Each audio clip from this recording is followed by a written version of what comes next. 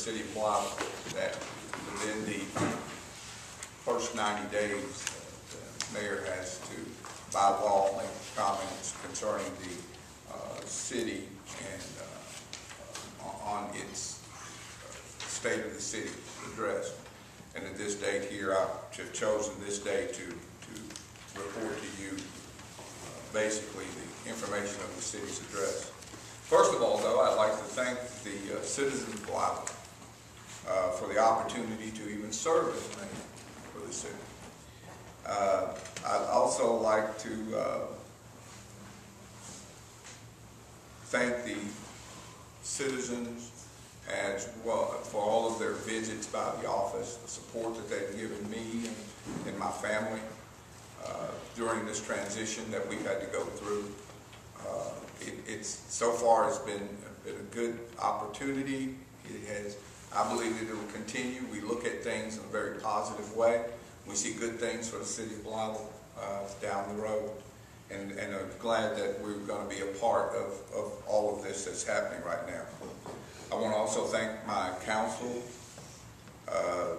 our city attorney, our clerk, and our city treasurer for their information that they've been able to share and the insight and vision that they've been able to have. I look forward to working with them in these years, as mayor, and would like to welcome their opinions and the new and the fresh ideas that we are having right now on this venture that we're about to, or that we are undertaking right now. I see my wife here tonight. I'd also like to thank my wife, Joyce, for her support.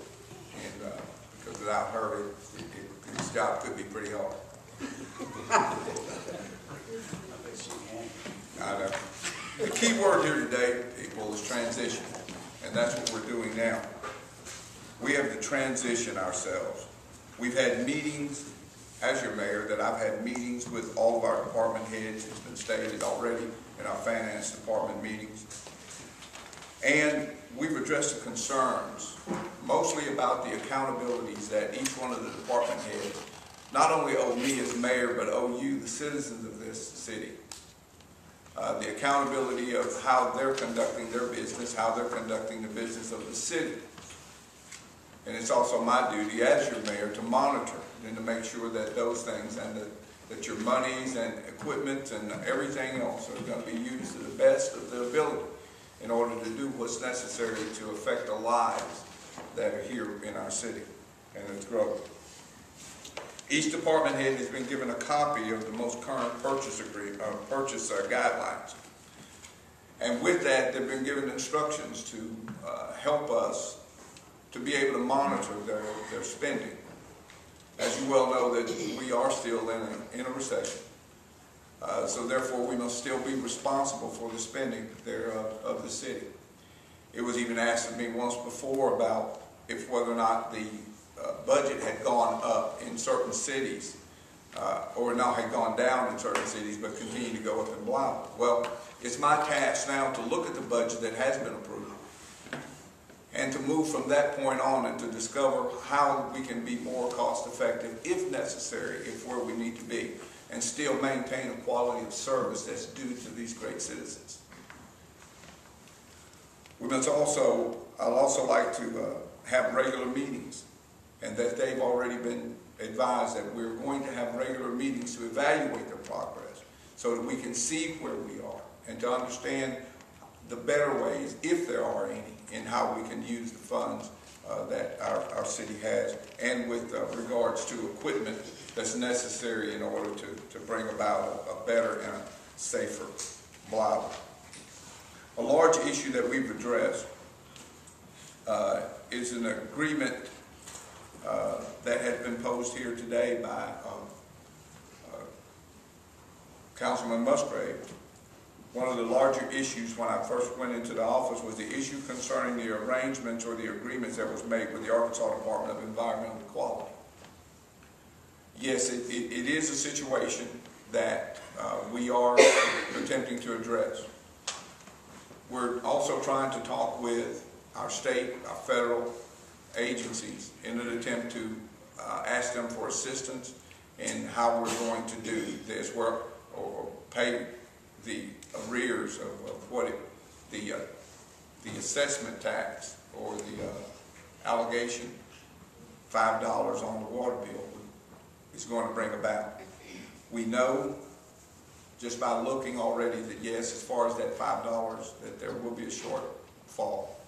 But we're also optimistic in understanding that we can still, even through cost-saving efforts and through looking for other avenues of funding, that we'll be able to meet that goal.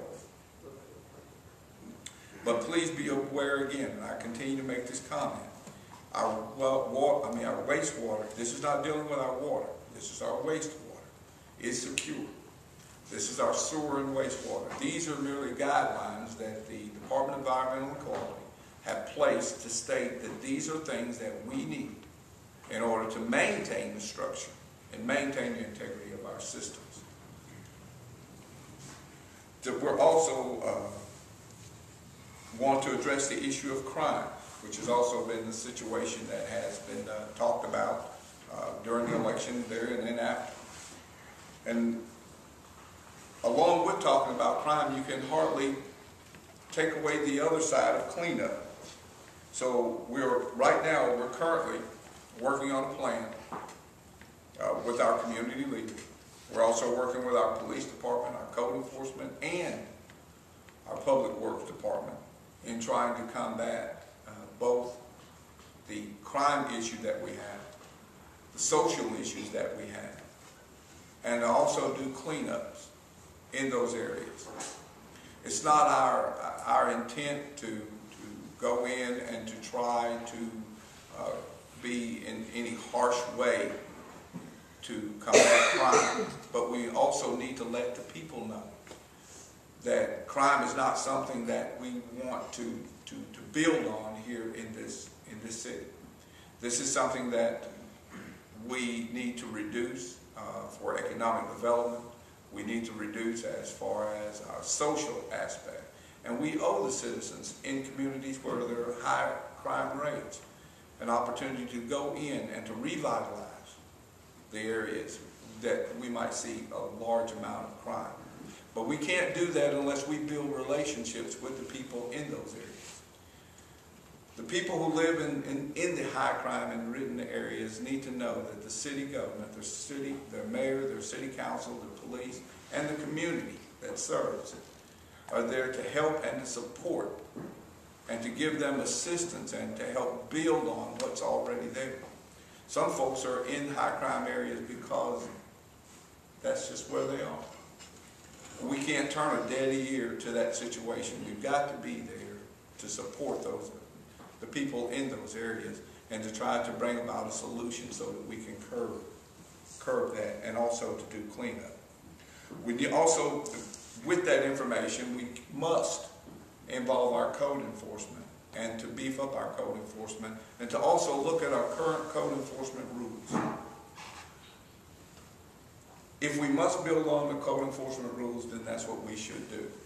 I will, as the mayor, be coming to the city council with those plans and presenting them with the police, with our police department, and with our public works department, and to sit down with you and to discuss what avenues that we need to do in order to curb and or to make sure that we clean up these areas in our town that will attract people to come and to again live in the areas and not be afraid to step outside of their homes. With that same thing in mind, all of this then curbs to Mississippi County has been identified as one of the largest recyclers in the country. So with that, we should also start looking at ways of recycling. We should be more aggressive. We should start actively looking at ways of pursuing ways of recycling to eliminate our recyclables from our waste stream. If we do that, then we would also be more cost effective as far as what we have to do with our dumping, and also be more ecologically, because then we'll be taking those type of things out of our waste stream. Littering has already been talked about, and we need to start look at new ways of addressing and publicizing the fact of littering. We need to market our town as a community of cleanliness, and that will drive people to come back to our home, and to also refine a whole new sense of cooperation between our community to show a cleaner Blytheville, you know, a safer Blytheville. You know, I drive down the road, and as we go to different cities, my wife and I, you know, as you drive down the highway, you look over and you see an exit. And if the exit doesn't look inviting enough for you to get off of the exit, you're just not going to get off, because, again, I look at the safety of my family that's in the car with me. Well, we want Blytheville to be inviting enough that people will look over and they'll see just how clean that it is upon their approach and how they come to the town. So that's one of the reasons why we must stress, if we start talking about economic development, if we start talking about revitalization,